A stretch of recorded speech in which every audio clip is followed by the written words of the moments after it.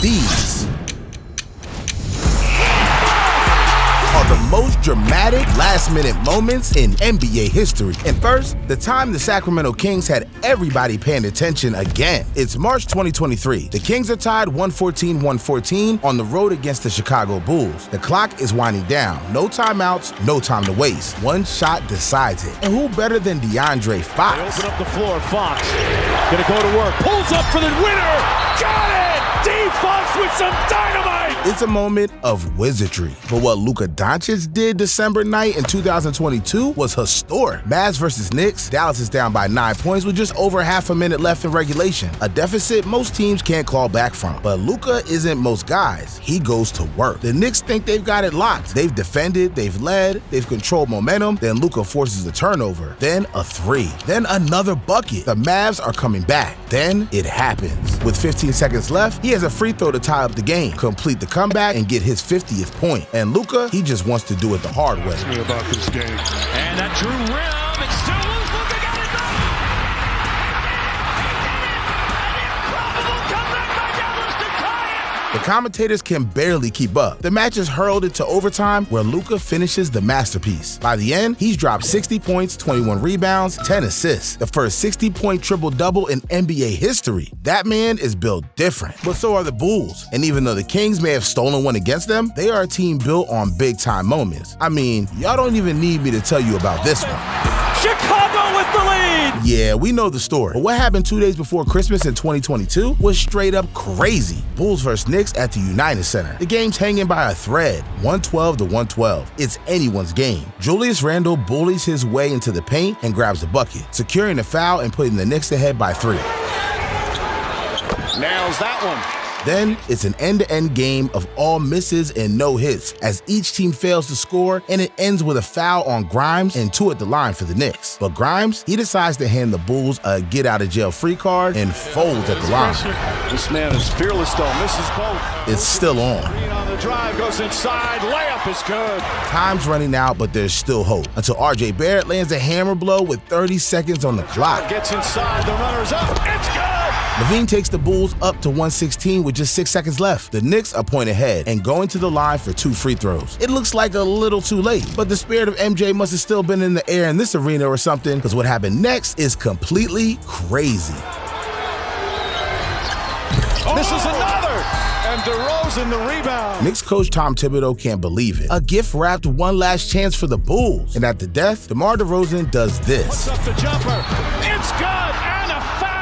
The Knicks are heartbroken. The Bulls are in delirium. The crowd doesn't know what the heck they just witnessed. It's just in the blood. But speaking of heartbreak, no team knows that pain quite like the 2009 Orlando Magic. See, they weren't even expected to make the finals, let alone beat Kobe's Lakers once they got there. Dwight Howard and company had already shocked the world by taking out LeBron's Cavaliers. But against the top-seeded Lakers, they were clear underdogs. But in Game 2 at the Staples Center, their chance came. It's 86-86 in the last minute of the fourth quarter when Hedo Turkoglu nails a jumper to put Orlando up by 2. Turkoglu looking.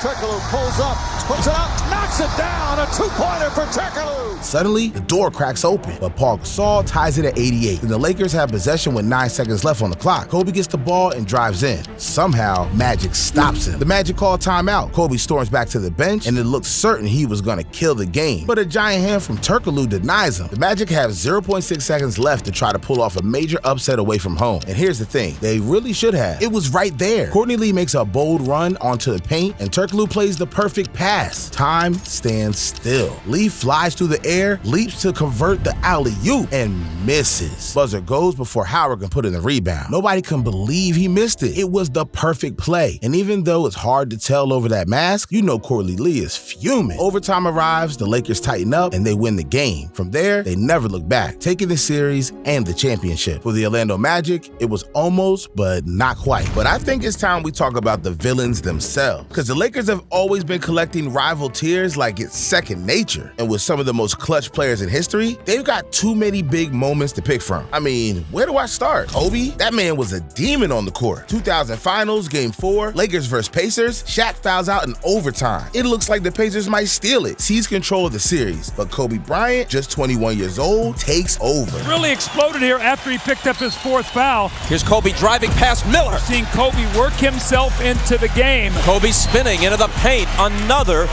tough hoop. On a bum ankle, no Shaq to lean on, Kobe buries jumper after jumper. He waves off his teammates, points to the floor like, I got this. And he does, sealing the game with his final action in the last seconds of overtime. Shaw, running one-hander, followed in by Kobe Bryant. Lakers escape with the win, and everybody watching realizes this kid isn't just talented, he's a killer. Now, going down the stretch, Shaq goes down, all of a sudden you step up. These are the kind of moments that you look for, aren't they? Yeah, when Shaq fouled out, my mind state was, this game just became an awful lot more interesting than it was. It was just fun for me. I laughed about it, just went out and played relaxed as if I was in the backyard. Sheesh. But the Lakers went from that killer to this one. Fast forward 23 years, and it's a different superstar, but the same story. It's the 2023 playoffs, Game 4 against the Memphis Grizzlies. The Lakers are trailing late, their offense stuck in the mud, until D'Angelo Russell sparks life with 3 massive threes to keep them alive. That was his third made three. Reeves gives it up. Russell for 3.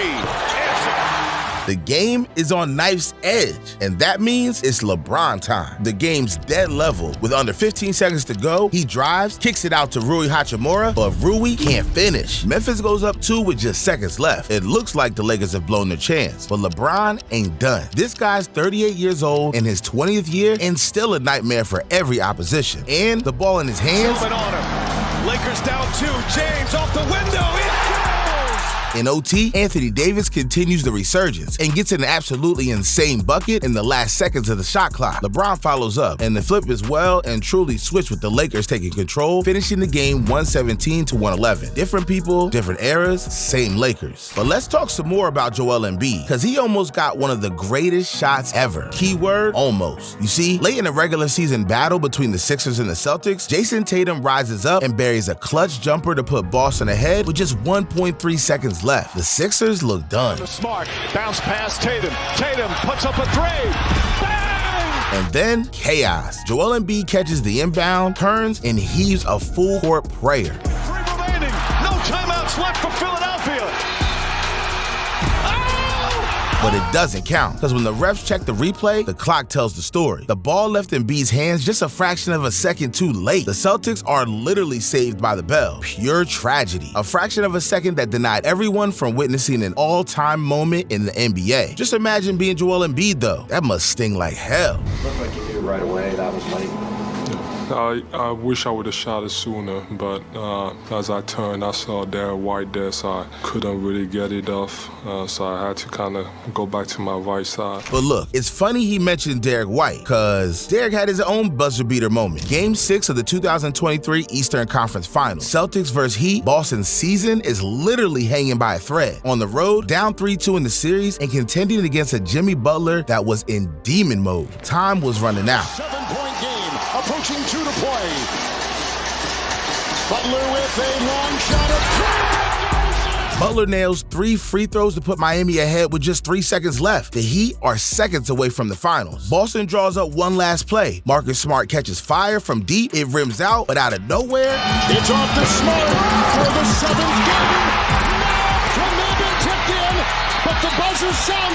for a second, no one knows if it counts. I don't think he got that in time. Great effort by Derek White. The refs look at it frame by frame, and guess what they see? The ball leaves Derek's hands just 0.1 seconds before the buzzer. Celtics win. It goes to Game 7. It wasn't as far out as Embiid's heave, sure, but this one actually counted, and it kept Boston alive in one of the most dramatic playoff series in years. Yeah, because sometimes the difference between winning and losing really is seconds or inches. Game 7 of the 2021 Eastern Conference semifinals. Nets versus Bucks. Season on the line. The Nets are down 4 in the final minute, and Kevin Durant is fighting hard. He hits a tough jumper to cut it to 2. And then, with 1 second left, here is Durant moving on Tucker.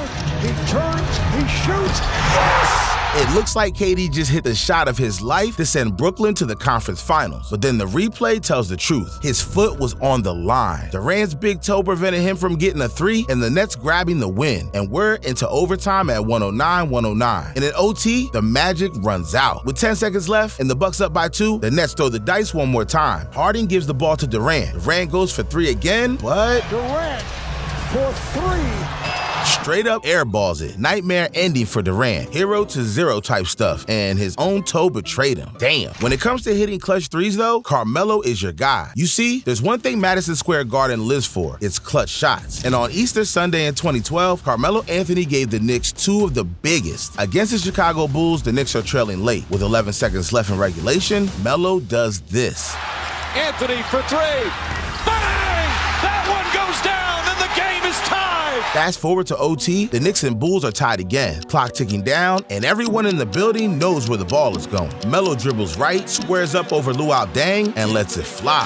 Splats it in! Knicks by one with 8.2 remaining. Game winner. Back-to-back daggers. One to save the game and one to steal it. The definition of ice in the vein. But it ain't all about clutch threes and last-minute buckets. Sometimes it's about stopping them. The 2017 playoffs, Spurs vs. Rockets, Game 5 of the Western Conference semifinals. The series is tied 2-2, and Kawhi Leonard, San Antonio star, has just hobbled off injured. It's overtime. The Spurs are clinging to a 3-point lead, and suddenly, Houston smells blood. Everyone in the building knows what's coming. James Harden, the MVP candidate, the guy who's been carving defenses up all season, isolates at the top of the key. The Rockets are down 3. Season swinging on one possession. Harden makes his move, and Manu Ginobili happens. Harden, Ginobili's on him.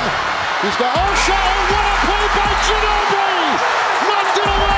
The 39-year-old swats Harden's shot clean. No foul, all ball. Buzzer. Game over. The Spurs swarm Manu like he just hit a game winner himself, because he really did. San Antonio would go on to finish the series in 6, shocking a Houston team that many thought was ready to take the torch. In the end, it wasn't Harden who got the headline. It was an old-timer in the game, saying to the world, I got one more in me, and snatching the ball like he was stealing candy from the league's new golden boy. But what Anthony Edwards did was straight-up brutality. The Wolves were taking on the Pacers. Minnesota's clinging to a 1-point lead in the final seconds, and Indiana gets exactly the look they want. Anthony Edwards misses his second free throw, and the Pacers break one last time. Buddy Hield swings it to Tyrese Halliburton, their all-star guard, streaking to the rim for what looks like the game winner. But Anthony Edwards had other ideas. He charges back top speed from the other side of the court, determined to make up for his miss. And oh my, did he do that.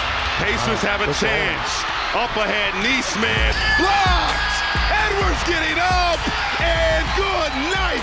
Dude swooped in like Batman, absolutely demolished Halliburton in the process, and saving the day for the Wolves. The ball ricochets out, the buzzer sounds, and the target center loses its mind. It wasn't a flashy three, it wasn't a last-second fadeaway. It was pure hustle, timing, and athleticism. The kind of play that screams to the league, this guy isn't just a scorer, he's a closer. For years, the Timberwolves were the team getting beat at the end. But on this night, Anthony Edwards showed he could flip the script. One monster block, one statement win, and a reminder that the Wolves finally have a star who can end it on both sides of the floor. But listen, nobody, and I mean nobody, was ever stopping this. December 2019 Heat versus Rockets. Tie game in the dying seconds. The Rockets are scrambling back on defense, and Jimmy Butler has the ball with the clock bleeding out. Everyone in the arena is bracing for a pull-up jumper. A floater? Maybe a kick-out. Not Jimmy. Throwing.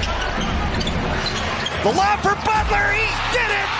Yeah, instead, he lowers his shoulder, slices straight through the defense, and detonates at the rim for a game-winning dunk. No hesitation, no fancy dribbles, just pure power and will. The Rockets can only watch as Butler hammers it down, and the buzzer sounds. The crowd erupts, his teammates mob him, and Miami walks away with one of the most emphatic exclamation points you'll ever see on a close game. This wasn't just a bucket, it was a statement. This was Jimmy's very first season with the Heat, and he made it crystal clear, when the game's on the line, he's not shying away. He's finishing it himself, and he's doing it in style. Now that's crazy.